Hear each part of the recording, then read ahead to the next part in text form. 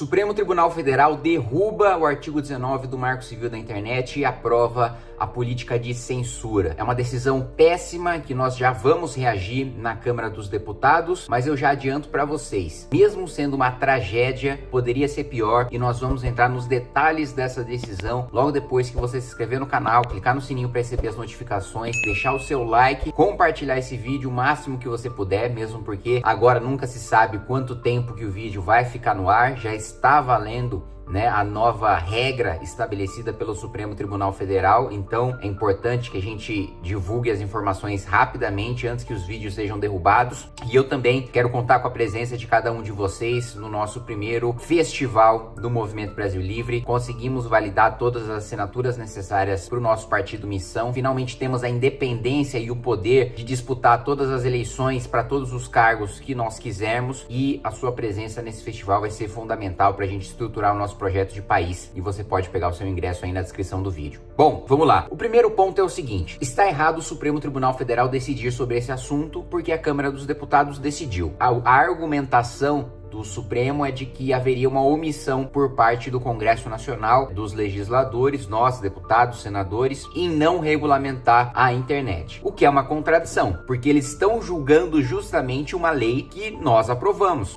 Eu não era deputado, mas foi aprovado pelo Congresso Nacional, o Marco Civil da Internet, que estabelece uma regra muito clara. A rede social só é responsável pelo conteúdo publicado nela caso haja notificação judicial, ou seja, em havendo um processo, se eu publico alguma coisa, a rede social só é responsável. Vamos supor que eu tenha difamado ou caluniado alguém, que eu tenha imputado uma conduta criminosa falsa a uma pessoa, acusado alguém falsamente de cometer um crime. A rede social só é responsável se eu, sendo processado, fui condenado ou então teve uma liminar contra mim, e aí a rede social é notificada e depois do exercício do seu direito de defesa, de apresentar suas razões, aí sim ela torna-se responsável se descumprir decisão judicial. Essa é a legislação que funcionou há mais de 10 anos e que garantiu liberdade de expressão nas redes sociais com a regulamentação e com a devida responsabilização das redes, tá? É mentira, quando você lê nos veículos de imprensa, é mentira que as redes sociais não eram responsáveis por conteúdo publicado nelas. Elas são responsáveis desde que elas tenham ciência, se elas sabem do conteúdo,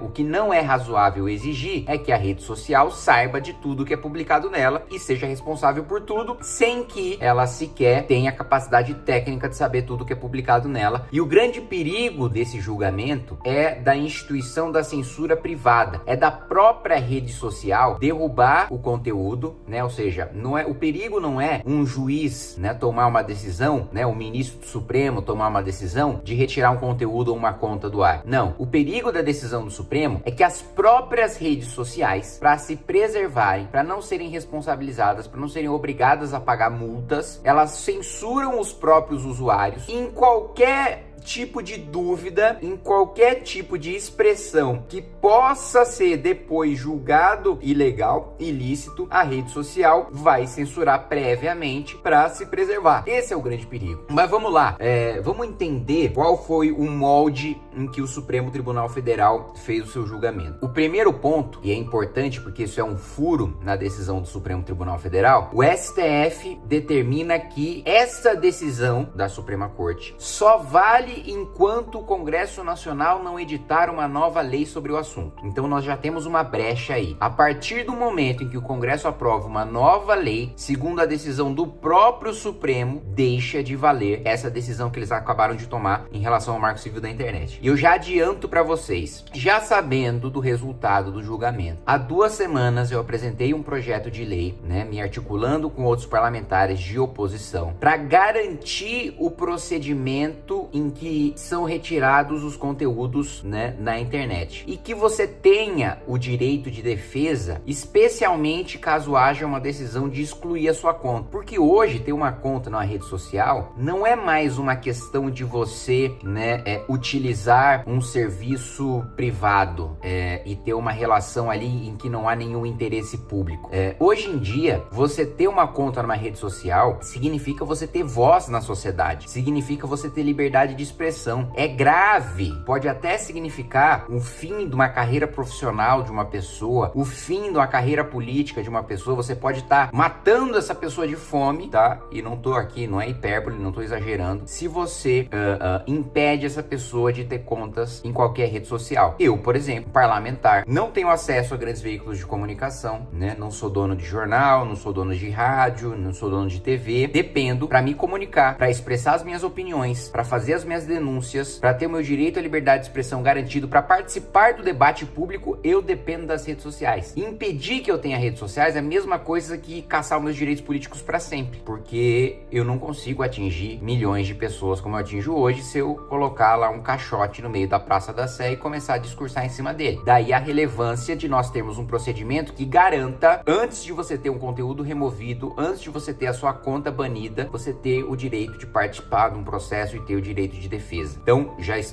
apresentei um projeto de lei, nós já estamos trabalhando para conseguir 257 assinaturas para o requerimento de urgência para que o nosso projeto seja pautado, votado, sem precisar nas comissões, a gente aprove rapidamente essa resposta ao Supremo Tribunal Federal. Qual que é o entendimento, portanto, do Supremo Tribunal Federal e quais são as regras que começaram a valer? Em relação a discurso de ódio, racismo, pedofilia, incitação à violência ou golpe de Estado, as redes sociais, mesmo sem serem notificadas, nem judicialmente, nem extrajudicialmente, né? Ou seja, não tem nenhum processo na justiça, e mesmo sem ter um processo, nenhuma pessoa se sente ofendida e mesmo sem ingressar com processo, aquela pessoa, ninguém nem reclamou na rede social para retirar aquele conteúdo, nem pediu fora de um processo para retirar aquele conteúdo, a rede social é automaticamente responsável pela remoção preventiva de conteúdos que possam envolver esses casos.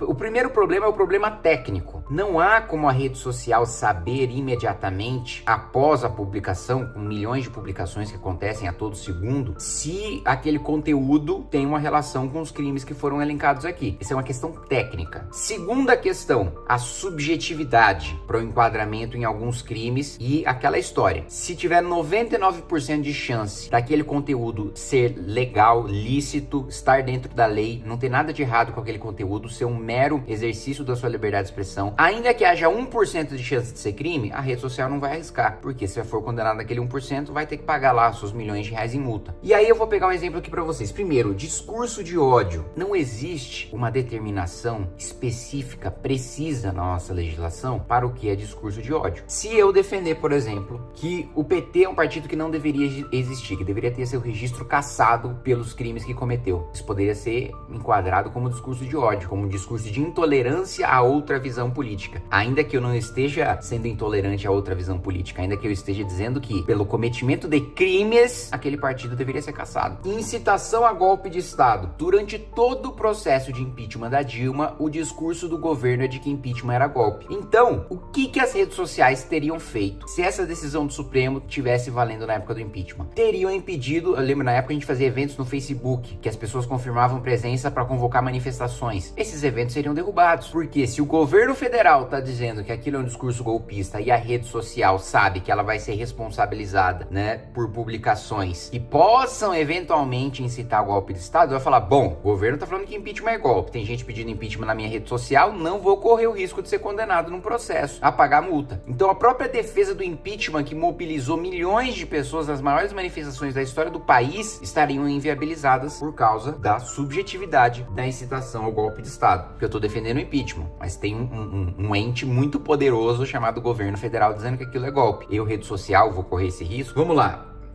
Em relação ao furo, a dois furos da decisão. O primeiro é de nós termos margem para trabalhar a legislação para superar essa decisão. Um furo que está previsto na própria decisão do Supremo. Segundo ponto, aí um ponto de contenção de danos, né? Que nós conseguimos nessa decisão do Supremo, pelo menos não chegar nesse ponto. O artigo 19 do Marco Civil, que diz que a rede só é responsável após decisão judicial, continua valendo para crimes contra a honra. Então a rede social não é responsável por caso de calúnia, difamação e injúria. Então, em tese, né? Se eu xingar um político, se eu xingar o ministro do Supremo, mesmo se eu imputar um falso crime a alguma autoridade, a rede não é responsável, salvo quando houver já uma decisão judicial em que foi exercido o direito de ampla defesa, o contraditório, foi garantido o devido processo legal. Pelo menos isso, porque se crime contra a honra já fosse uma obrigação preventiva da rede social determinar, pô, imagina, tem que apagar o Twitter, né? Qualquer trocação ali entre usuários já seria motivo para a rede social tirar do ar. E eu quero aqui pegar um momento